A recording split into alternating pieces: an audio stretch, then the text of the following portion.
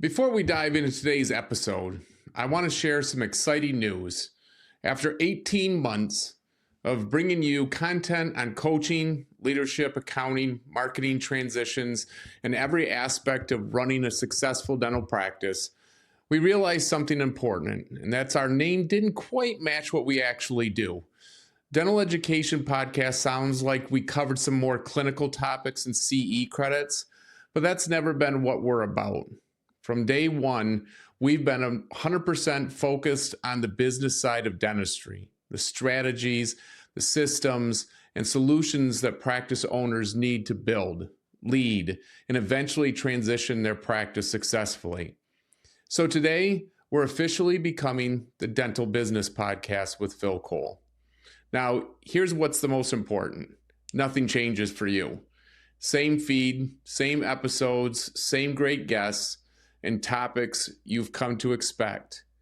You don't need to resubscribe or do anything different. We're just updating our name and the artwork to better reflect who we are and who we serve, dental practice owners and leaders like you. Now, if you've been getting value from this podcast, I'd love your help spreading the word about our new name.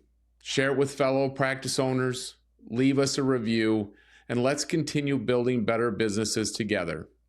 All right, so let's get into today's episode. So what happens when you stop doing it all alone? We're talking about partnerships and group practices, why you might consider it, and how it can help you scale, and what pitfalls to avoid if you go this route. Whether you're bringing in your first associate or dreaming about a multi-location empire, I'll walk you through the steps and stories that make or break this transition. So let's get started. So why grow beyond solo? Well, let's start with the question. Why are more dentists choosing partnerships and groups? It's definitely becoming a bigger fad than in way previous years. So here's what I'm hearing. I'm tired of doing it all by myself.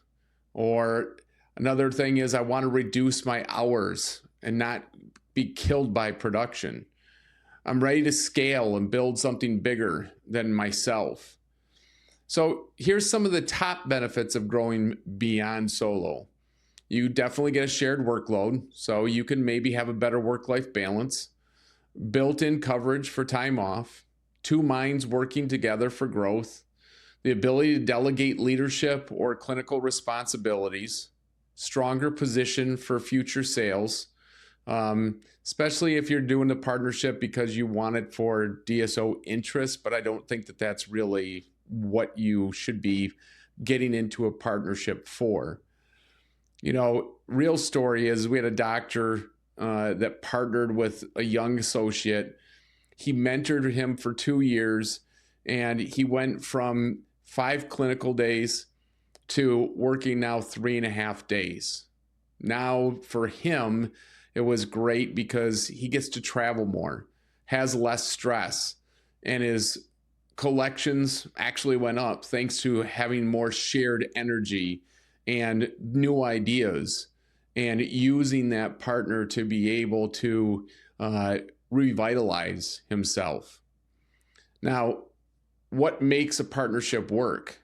You know, not all partnerships are built to last. So what makes a good one actually work? I think there's probably 5 critical elements. There could be a few more.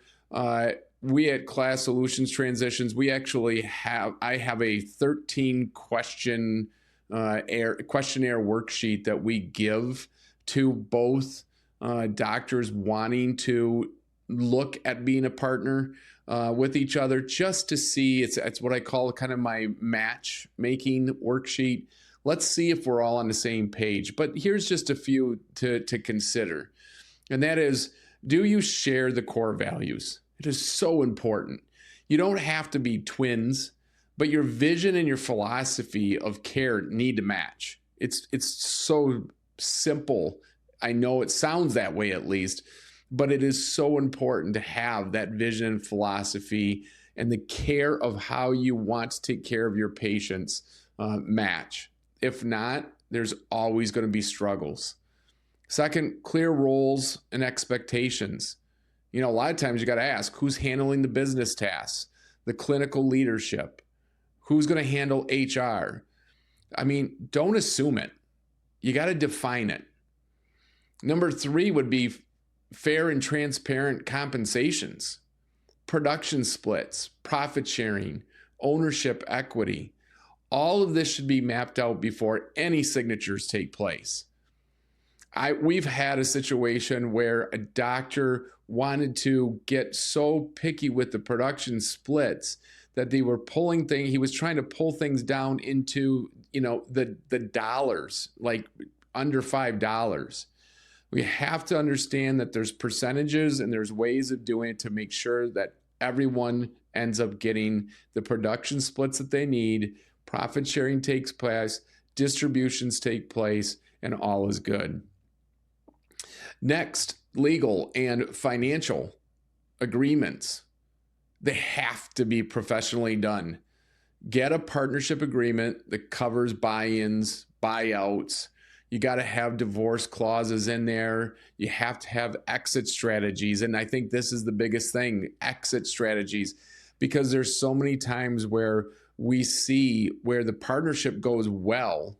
And we've had specific cases in this where the partnership goes well for the first 20 or 30 years, but now when it comes time to exiting out or wanting to start talking about the retirement, it starts to go haywire because, once again, we assumed and then we didn't have it done. Or in this case of what I've had with other clients, they weren't professionally done. They wrote up their contracts by their own, and so there's nothing that's legally binding because of the way that they wrote it.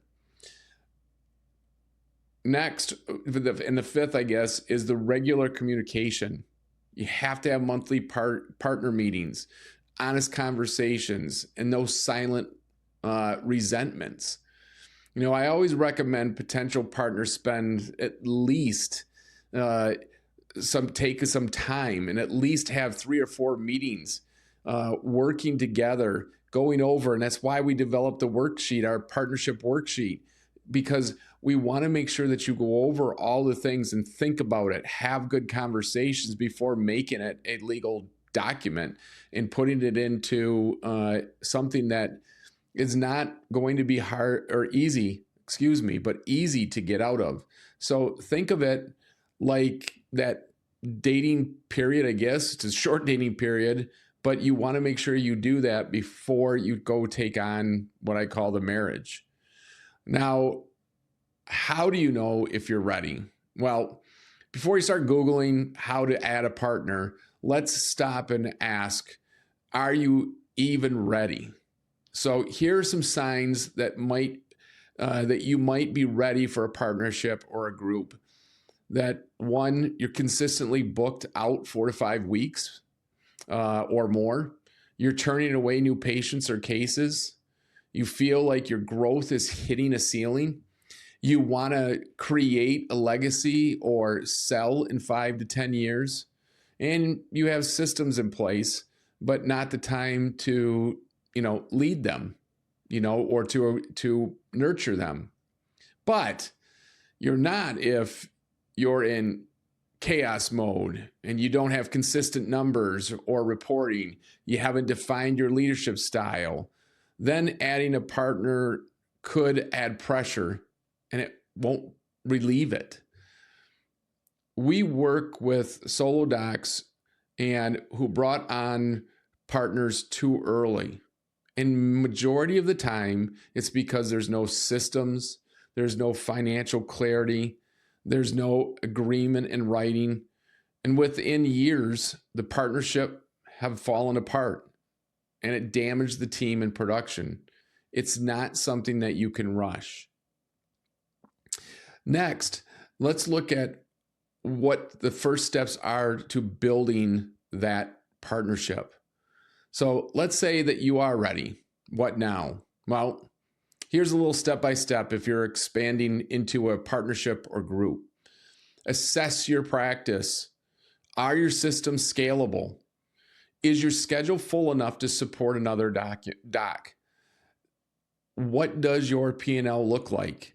These three things are gigantic, because I see too many times, even bringing in associates, where doctors feel the chaos that we mentioned before and they feel that they're ready, but the problem is their systems are just not scalable, or they don't have good systems in place to be able to bring on that associate.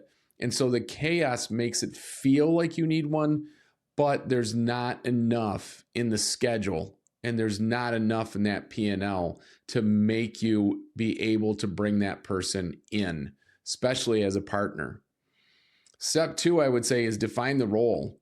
Are you looking, once again, for an associate, a partner, or just a future buyer?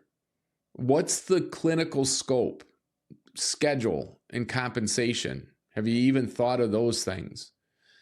Step 3 is, I would say, recruit with the right intention.